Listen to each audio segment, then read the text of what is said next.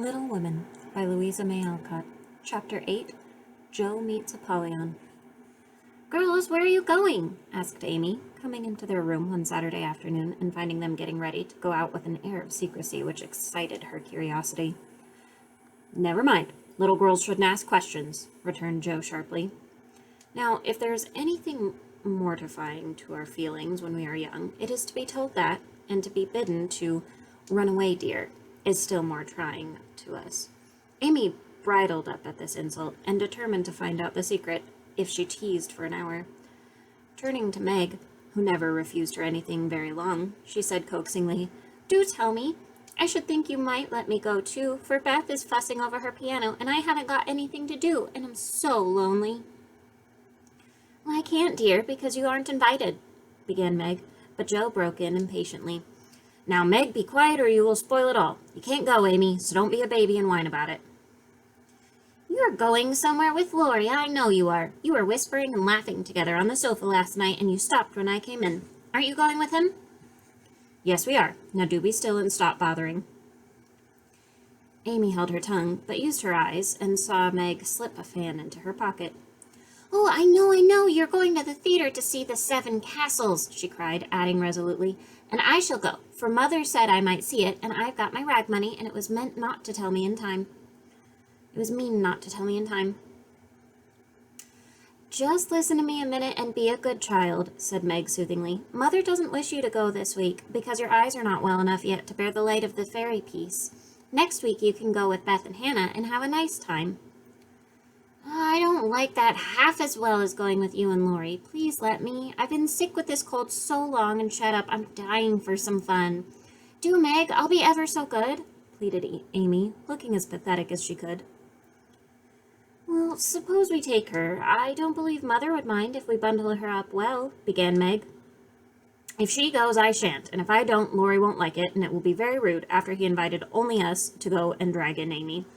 I should think she'd hate to poke herself where she isn't wanted," said Jo crossly, for she disliked the trouble of overseeing a fidgety child when she wanted to enjoy herself. Her tone and manner angered Amy, who began to put her boots on, saying in her most aggravating way, "I shall go. Meg says I may, and if I pay for myself, Laurie hasn't anything to do with it." "Well, you can't sit with us, for our seats are reserved, and you mustn't sit alone, so Laurie will give you his place, and that will spoil our pleasure. Or he'll just get another seat for you, and that isn't proper when you weren't asked. You shan't stir a step, so you may just stay where you are," scolded Jo, crosser than ever, having just pricked her finger in her hurry. Sitting on the floor with one boot on, Amy began to cry and Meg to reason with her when Laurie called from below and the two girls hurried down, leaving their sister wailing. For now and then she forgot her grown-up ways and acted like a spoiled child.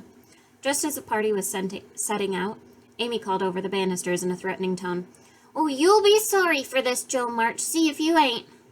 "Fiddlesticks," returned Jo, slamming the door.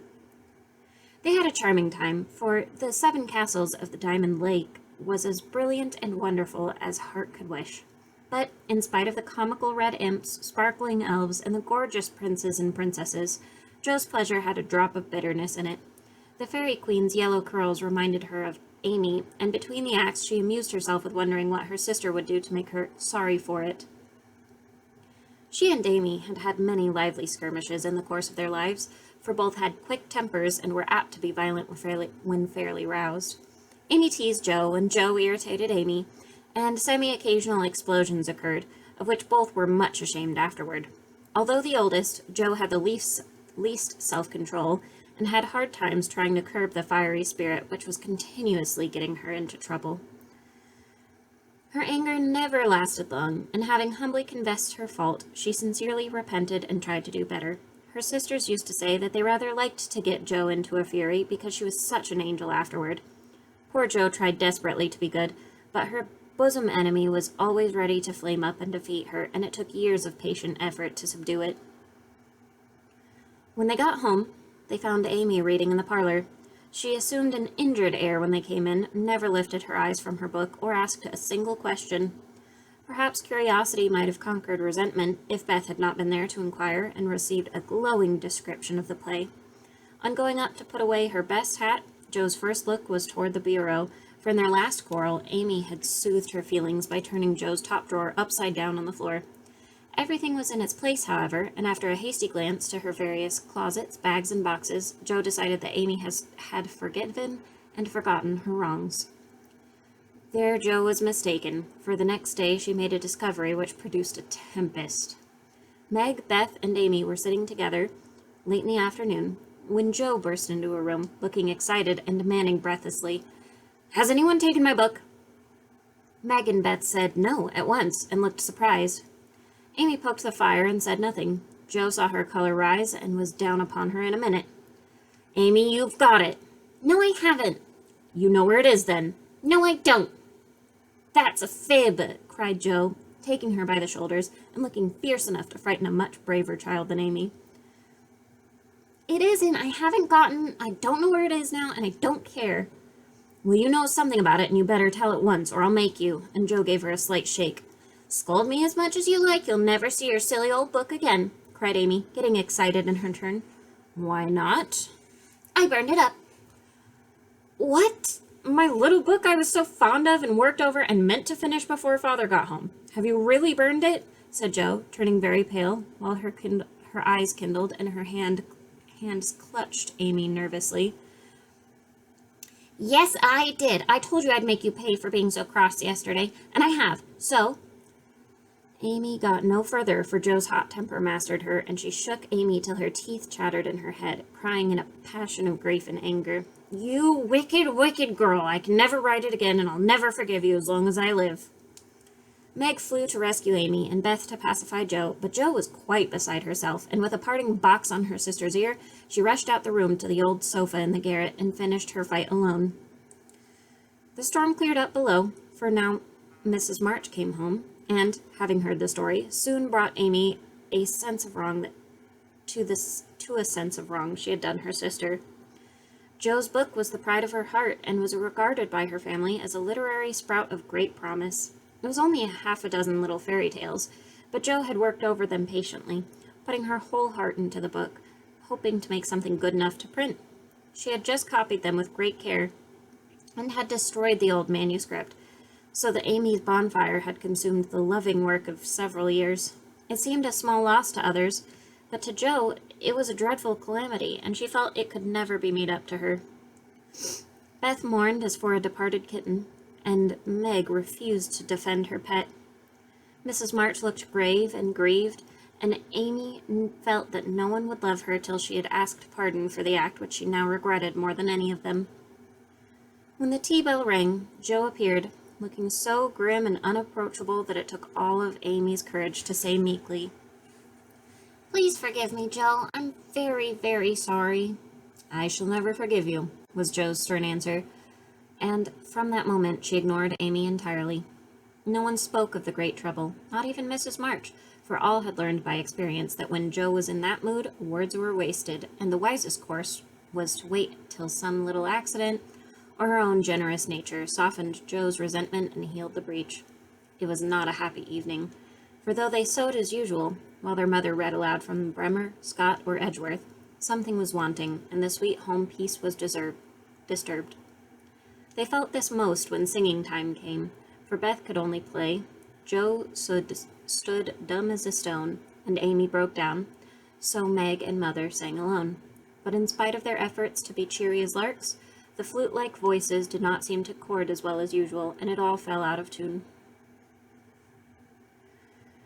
As Joe received her good-night kiss, Mrs. March whispered gently, "My dear, don't let the sun go down upon your anger. Forgive each other, help each other, and begin again tomorrow."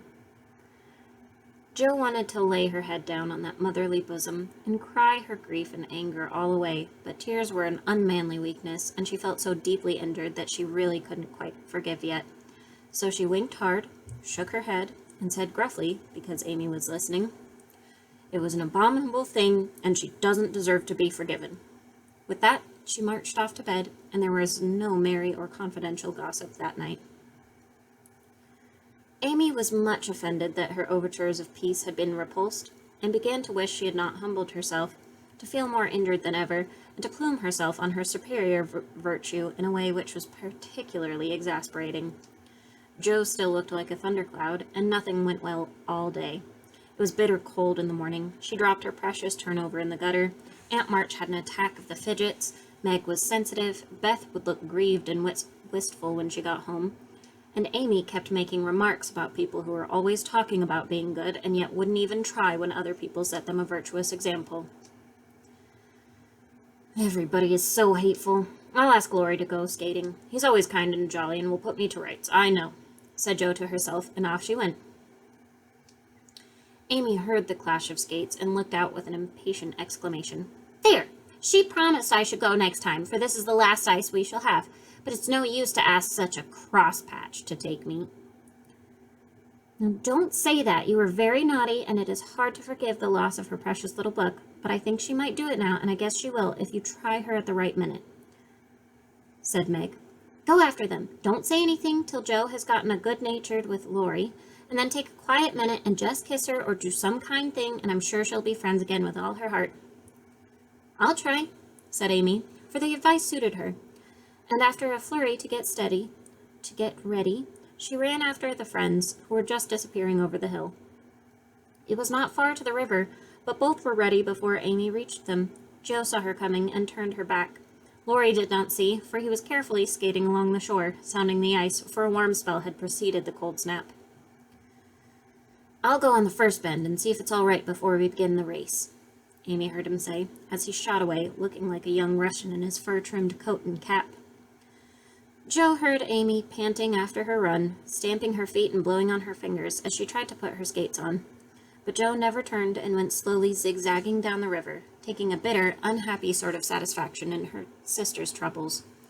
She had cherished her anger till it grew strong and took possession of her, as evil thoughts and feelings always do unless cast out at once. As Laurie turned the bend, he shouted back, Keep near the shore. It isn't safe in the middle, Jo heard, but Amy was struggling to her feet and did not catch a word. Jo glanced over her shoulder, and the little demon she was harboring said in her ear, No matter what she heard or not, let her take care of herself. Laurie had vanished around the bend. Jo was just at the turn, and Amy, far behind, striking out towards the smoother ice in the middle of the river. For a minute, Jo stood still with a strange feeling in her heart. Then she resolved to go on, but something held and turned her round just in time to see Amy throw up her hands and go down, with a sudden crash of rotten ice, the splash of water, and a cry that made Jo's heart stand still with fear. She tried to call Laurie, but her voice was gone. She tried to rush forward, but her feet seemed to have no strength in them, and for a second she could only stand motionless, staring with a terror-stricken face at the little blue hood above the black water. Something rushed swiftly by her, and Laurie's voice cried out, Bring a rail! Quick! Quick!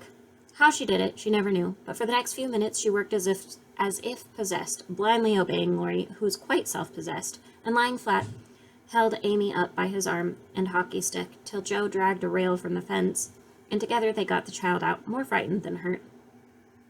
Well, now then, we must walk her home as fast as we can. Pile our things on her, and while I get off these confounded skates, cried Laurie, wrapping his coat round Amy and tugging away at the straps which never seemed so intricate before. Shivering, dripping, and crying, they got Amy home, and after the exciting time of it, she fell asleep, rolled in blankets before a hot fire. During the bustle, Jo had scarcely spoken, but flown about looking pale and wild, with her things half off, her dress torn, and her hands cut and bruised by ice and rails and refractory buckles. When Amy was comfortably asleep, the house quiet, and Mrs. March sitting by the bed, she called Jo to her and began to bind up the hurt hands. Are you sure she's safe? Whispered Jo, looking remorsefully at the golden head, which might have been swept away from her sight forever under the treacherous ice. Quite safe, dear. She is not hurt, and won't even take cold, I think. You are so sensible in covering and getting her home quickly, replied her mother cheerfully. Laurie did it all. I only let her go. Mother, if she should die, it would be my fault. And Jo dropped down beside the bed in a passion of penitent tears, telling all that had happened, bitterly condemning her hardness of heart, and sobbing out her gratitude for being spared the heavy punishment which might have come upon her. It's my dreadful temper. I try to cure it. I think I have, and then it breaks out worse than ever. Oh, Mother, what shall I do? What shall I do? Cried poor Jo in despair. Watch and pray, dear. Never get tired of trying, and never think it impossible to conquer your fault, said Mrs. March, drawing the blousy head to her shoulder and kissing the wet cheek so tenderly that Joe cried even harder. You don't know, you can't guess how bad it is. It seems as if I could do anything when I'm in a passion. I get so savage I could hurt anyone and enjoy it. I'm afraid I shall do something dreadful someday and spoil my life and make everybody hate me.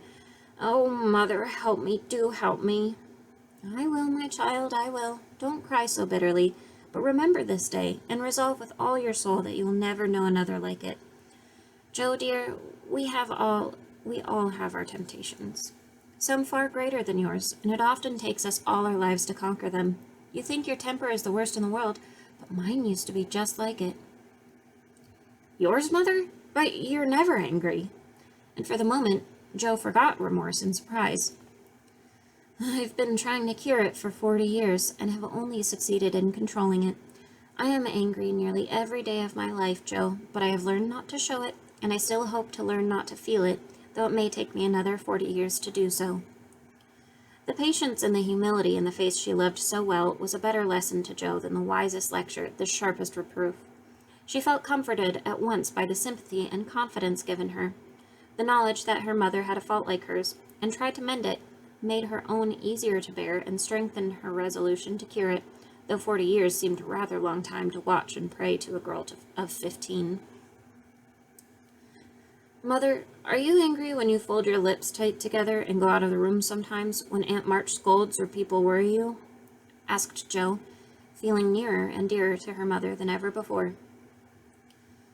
Yes, I've learned to check the hasty words that rise to my lips, and when I feel they mean to break out against my will, I will go away for a minute and give myself a little shake for being so weak and wicked, answered Mrs. March with a sigh and a smile, as she smoothed and fastened up Joe's disheveled hair. Well, how did you learn to keep still? That is what troubles me, for the sharp words fly out before I know what I'm about, and the more I say, the worse I get, till it's a pleasure to hurt people's feelings and say dreadful things. Tell me how you do it, Marmee dear. My good mother used to help me. As you do us, interrupted Joe, with a grateful kiss. But I lost her when I was a little older than you are, and for years had to struggle on alone, for I was too proud to confess my weakness to anyone else. I had a hard time, Joe, and shed a good many bitter tears over my failures, for in spite of my efforts, I never seemed to get on. Then your father came, and I was so happy that I found it easy to be good, but by and by, when I had 4 little daughters round me, and we were poor, then the old trouble began again, for I am not patient by nature, and it tried me very much to see my children wanting anything.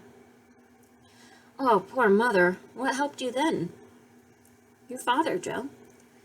He never loses patience, never doubts or complains, but always hopes and works and waits so cheerfully that one is ashamed to do otherwise before him.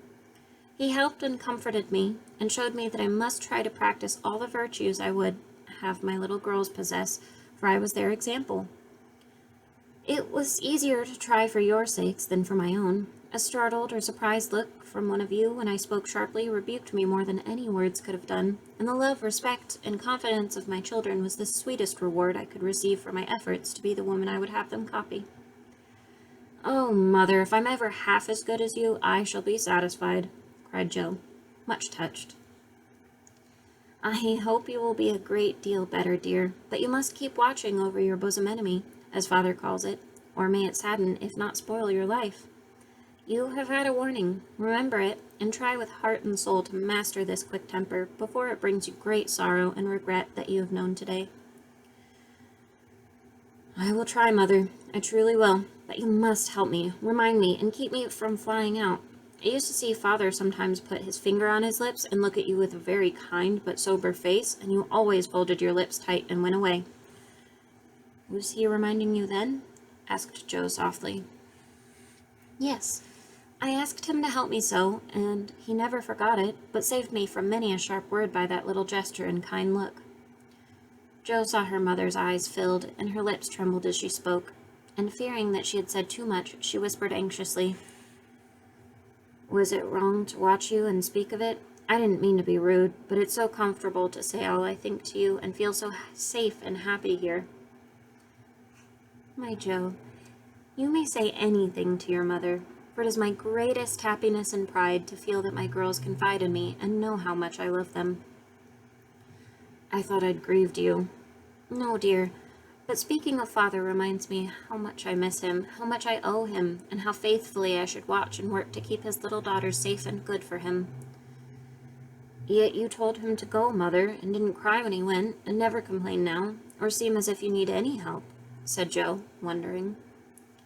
"I gave my best to the country I love, and kept my tears till he was gone. Why should I complain, when we both have merely done our duty, and will surely be happier for it in the end?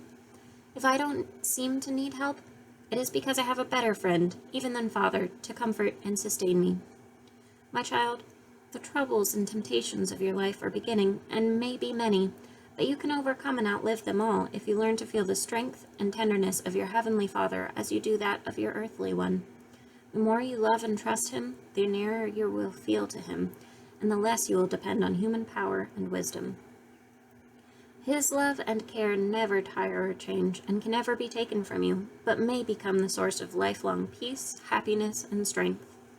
Believe this heartily, and go to God with all your little cares, and hopes, and sins, and sorrows, as freely confiding as you come to your mother." Joe's only answer was to hold her mother close, and in the silence which followed, the sincerest prayer she had ever prayed left her heart without words.